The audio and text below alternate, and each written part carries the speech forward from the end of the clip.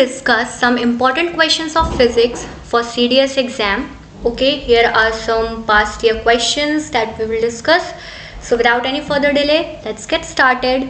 Okay, our first question is, a car undergoes a uniform circular motion. The acceleration of the car is. Okay, एक car है जिसका motion कैसा है, circular motion है. Okay, तो acceleration पर इसका क्या इफेक्ट होगा, मतलब एक्सेलरेशन कैसा होगा. So basically what is circular motion? When a particle is moving as well as it is turning, that creates a circular motion. Okay, जब पार्टिकल क्या करता है, मूव करता है और वो टर्न करता है, तो वो क्या क्रिएट करता है, सर्कुलर मोशन क्रिएट करता है. Okay, and when any object undergoing the acceleration by a centripetal force in the direction of center of rotation without this acceleration. Okay, जब भी कोई पार्टिकल जब सर्कुलर मोशन पे मूव करता है तो उस पर क्या क्रिएट होता है, एक सेंट्रिपिटल फोर्स क्रिएट होता है सेंटर की तरफ. ओके, तो जब कार मूव करेगी सर्कुलर मोशन पे, ओके, तो सेंट्रिपिटल फोर्स क्या क्रिएट करेगा, उस पर एक्सेलरेशन क्रिएट करेगा. जब एक्सेलरेशन क्रिएट होगा तो वो क्या करेगी, टर्न करेगी. Okay, so basically for this question, let's see our options. The acceleration of the car is 0. No, it's not 0. Option B is a non-zero constant. No. Option C, non-zero but not a constant. Yes, it is the correct option for this question, because जब car circular motion पे move करेगी तो उसका जो acceleration होगा वो non zero होगा और वो कांस्टेंट भी नहीं होगा. Why? Because of the centripetal force. Okay, so option C is the correct answer for this question. Let's move further.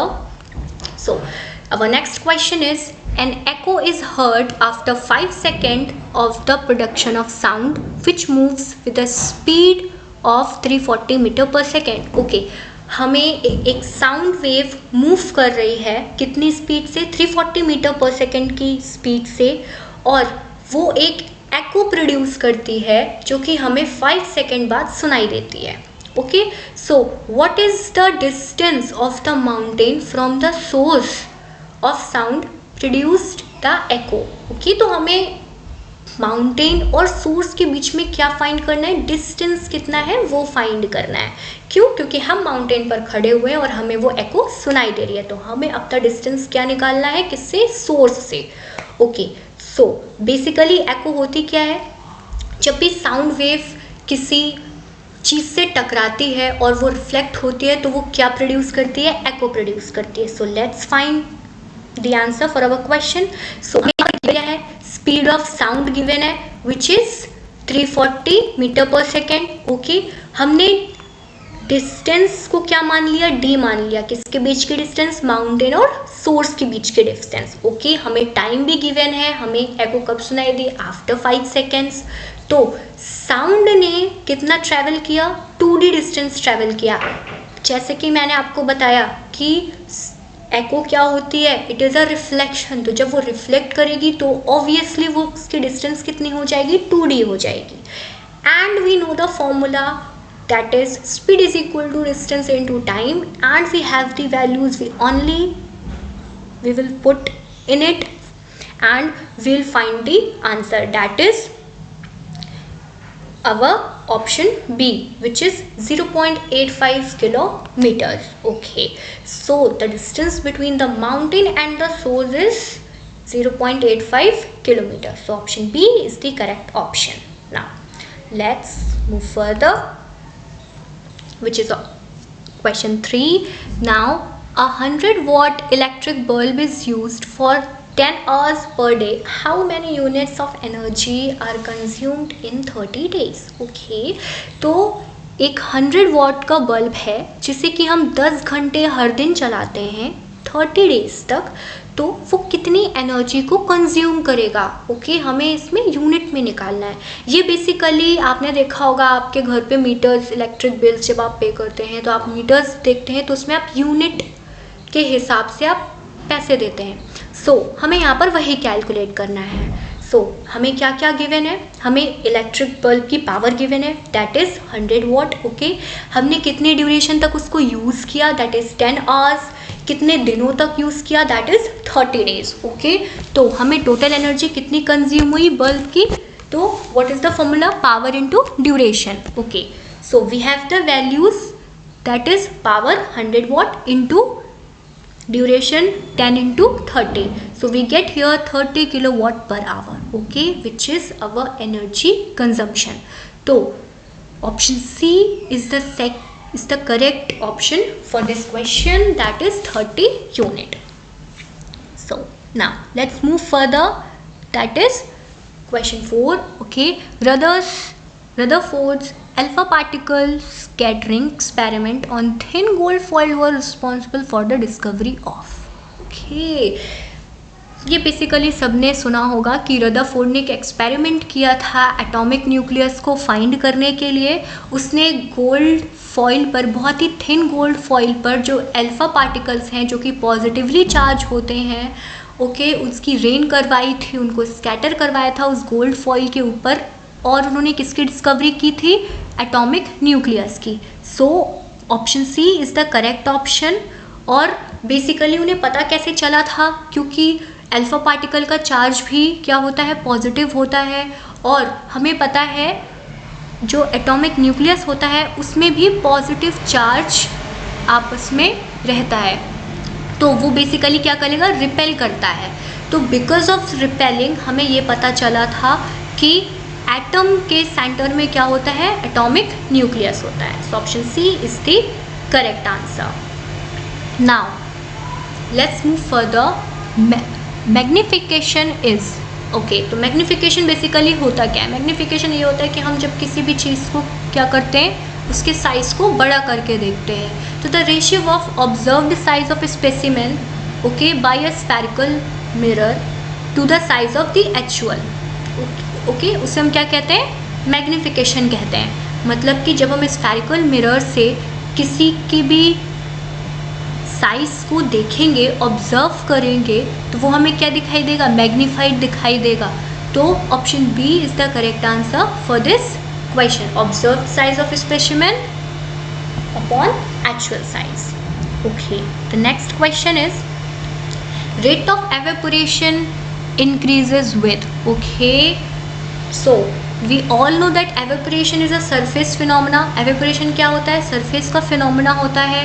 हमें पता है इसमें किसी भी लिक्विड का जो सबसे ऊपरी सरफेस होती है और जो अंदर की सरफेस होती है, उससे जो नीचे की सरफेस होती है, उनके बीच क्या होता है, एनर्जी डिफरेंस होता है। और ड्यू टू एनर्जी डिफरेंस जो उसके ऊपर के मॉलिक्यूल्स होते हैं वो क्या होते हैं, एवेपोरेट होते हैं, वो एनवायरनमेंट में चले जाते हैं। क्यों, क्योंकि उनकी एनर्जी ज़्यादा होती है। इस वजह से अगर हम किसी भी लिक्विड का सरफेस एरिया बढ़ाएंगे तो ये क्या होगा, रेट ऑफ एवेपोरेशन क्या होगा, इंक्रीज होगा। ओके, तो increases with an increase of the surface area. So option A is the correct answer for this question. Now let's move further. So our next question is, soap solution used for cleaning purpose appears cloudy. This is due to the fact that soap micells can. Okay, जब हम soap को water में mix करते हैं तो वो क्या बनाता है, कोलाइडल सॉल्यूशन बनाता है, कोलाइडल सॉल्यूशन बनाता है और वो फिर मीसल्स फॉर्म करता है। मीसल्स क्या होती हैं, आपस में स्कैटर हो जाते हैं, और जब वो आपस में स्कैटर होंगी तो जब हम उसमें लाइट डालेंगे तो लाइट क्या करेगी, रिफ्लेक्ट करेंगी, और मीसल्स उसको क्या कर देंगी, स्कैटर कर देंगी। स्कैटर लाइट्स की वजह से हमें क्या दिखता है कि उसका जो लिक्विड है वो कैसा अपीयर होता है, क्लाउडी अपीयर होता है। तो ये फिनोमेना किस वजह से आता है, due to scattering of light. So option B is the correct answer for this question. Now let's see our question 8, that is, people prefer to wear cotton clothes in summer season. This is due to the fact that cotton clothes are, okay, people, हम लोग क्या पहनते हैं, गर्मियों में हम cotton clothes का use ज़्यादा करते हैं। क्यों, उसमें कौन सी प्रॉपर्टीज़ होती है, of course they are the good absorbers of water. क्यों, क्योंकि वो वाटर के क्या होते हैं, गुड एब्जॉर्बर्स होते हैं। In summers we sweat a lot, okay, summer में हम क्या होते हैं, हमारा बहुत पसीना निकलता है, जिससे कि जो कॉटन होता है वो उसको एब्जॉर्व कर लेता है, ओके, हमारे स्वेट को, और उसे क्या कहाँ एक्सपोज करता है, एटमॉस्फेयर पे एक्सपोज करता है। और हम एवेपोरेशन के फिनोमिना से फैमिलियर हैं, तो उसमें ये फिनोमिना होता है, और दैट इज़ वाई जो कॉटन क्लॉथ्स होते हैं वो हमें कंफर्टेबल फील कराते हैं और गर्मियों में कूल फील करवाते हैं। So option A is the correct answer for this question. Now let's move further, that is question 9। Okay, two identical solid pieces, okay, दो आइडेंटिकल सॉलिड पीसेज हैं हमारे पास, दो पीसेज हैं, वन ऑफ गोल्ड, एक gold का है, and other of silver, एक silver का है, और हमने उसको इमर्ज किया है कम्प्लीटली किसमें, वाटर में, और हमने ये देखा कि जो उनका वेट है वो कैसा है, इक्वल है, इक्वल वेट पे। लेकिन अगर हम उसको एयर पे वेट करेंगे तो उसका वेट कितना आएगा, ओके, अगर हम उन दोनों पीसेस को एयर पे वेट करेंगे तो क्या होगा, गिवन डैट हमें ये पता है कि जो गोल्ड की डेंसिटी होती है वो सिल्वर से ज़्यादा होती है। सो बेसिकली अगर गोल्ड की डेंसिटी सिल्वर से ज़्यादा है और वो वाटर में जब हम उसको सबमर्ज करते हैं तो अगर वेट उनका इक्वल आता है, इसका मतलब है कि उनका जो वॉल्यूम और मास है वो इक्वल है, ओके, गोल्ड और सिल्वर पीसेस का जो वॉल्यूम और मास है वो इक्वल होना चाहिए। तो हो सकता है, लेकिन गोल्ड की डेंसिटी ज़्यादा है, तो हो सकता है कि जो गोल्ड है वो अंदर से हॉलो हो, मतलब कि उसमें वो अंदर से खोखला हो, इस वजह से वो इक्वल शो कर रहा हो। क्यों? क्योंकि जो फोर्स ऑफ ग्रेविटी है वो मास पे डिपेंड करती है, और जो बायोएंट फोर्स है वो किस पे डिपेंड करता है, वॉल्यूम पे। इसलिए जो एयर पे जब हम उनको वेट करेंगे तो दोनों का, सिल्वर का और गोल्ड का वेट हमें कैसा मिलेगा, इक्वल मिलेगा। So option C is the correct option, both silver and gold pieces weight equal. Okay, so let's move further. Our next question is, the Hooke's law is valid for, okay, so we all know what is Hooke's law. Generally for small deformations the stress and strain are proportional to each other, okay, जब हम किसी भी चीज़ को थोड़ा सा deform करते हैं तो उसमें जो स्ट्रेस की वजह से स्ट्रेन क्रिएट होता है वो क्या होता है, आपस में प्रोपोर्शनल होता है, ओके। और जो हुक्स लॉ होता है वो क्या स्टेट करता है कि that strain of a material is proportional to the applied stress within the elastic limit of material, कि इलास्टिक लिमिट तक मटेरियल की स्ट्रेन और स्ट्रेस क्या रहेंगे, एक दूसरे के प्रोपोर्शनल रहेंगे। और जब हम इसका कर्व देखेंगे, स्ट्रेस और स्ट्रेन का हम कर्व देखेंगे, तो हुक्स लॉ कब तक वैलिड रहता है, जब तक कि वो प्रोपोर्शनल रीजन पे रहता है। तो of course option A is the correct option for this question. Now let's move further. Our next question is, which of the following statement with regard to ultraviolet light is not correct? Okay, ultraviolet light के regarding पे कौन से statement correct नहीं है? Let's see. Our option A is, it is an electromagnetic wave. Of course it is an electromagnetic wave. It can travel through vacuum. हाँ, ये vacuum से भी travel करती है. It is a longitudinal wave. No, ultraviolet light is not a longitudinal wave, it is a transversal wave, okay, sound waves are the longitudinal waves. Now, so this is the correct option for this question. Okay, let's move further.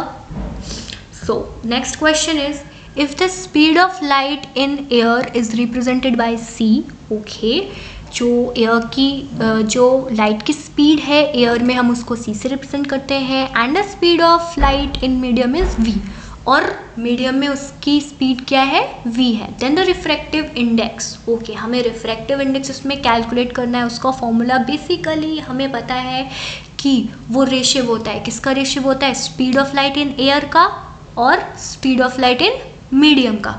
So of course option B is the correct answer for this question. Okay, now let's move further. So if the distance between two objects increased by 2 times, okay, दो object हैं और उनके बीच की distance हमने कितने times बढ़ा दी है, 2 times बढ़ा दी है।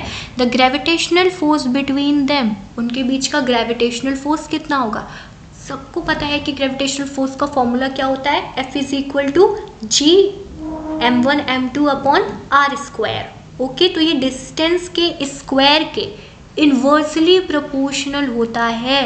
फोर्स क्या होता है? ग्रेविटेशनल फोर्स डिस्टेंस के स्क्वायर के इन्वर्सली प्रोपोर्शनल होता है। यहाँ पे आपको समझ में आ रहा है? मतलब कि अगर हम डिस्टेंस को इंक्रीज करेंगे तो डिस्टेंस क्या होगी? डिक्रीज होगी। कितने times? 4 times. Okay, so option D is the correct option for this question. Now let's move further. That is, which one of the following statement about the properties of neutrons is not correct? Okay, हमें neutron की इसमें property के regarding पे find करना है कि कौन सी इसकी प्रॉपर्टी नहीं है. Let's see our options. Neutron mass is almost equal to proton mass. Of course, it's a property. Neutrons possesses zero charge. Of course. Okay, neutrons are located inside the atomic nuclei. Yes. Atomic nuclei is the home of neutrons. Okay, neutrons revolve around the atomic nuclei. No, this is very stupid. Okay, neutrons, they are very good. Okay, they never revolve, they only sit silently. Okay, revolving is the work of electrons. So option D is the correct answer for this question. Let's move further. Okay, our last question is, which one of the following statements with regard to ultraviolet light is not correct? Okay, तो this question basically हम कर चुके हैं, तो ये आसान रहेगा हमारे लिए फिर से. Okay, let's see. It is an electromagnetic wave. Of course, it is an electromagnetic wave. It can travel there. It can travel through vacuum. Yes, it can travel. And C, it is a longitudinal wave. No, it is not a longitudinal wave. It is a transversal wave. Okay, sound waves are the longitudinal waves. And option D, its wavelength is shorter. Of course, its wavelength is shorter. So option C is the correct option for this question. So thank you for watching the video and I hope आपको ये पसंद आया होगा. So please like and subscribe the channel. Thank you.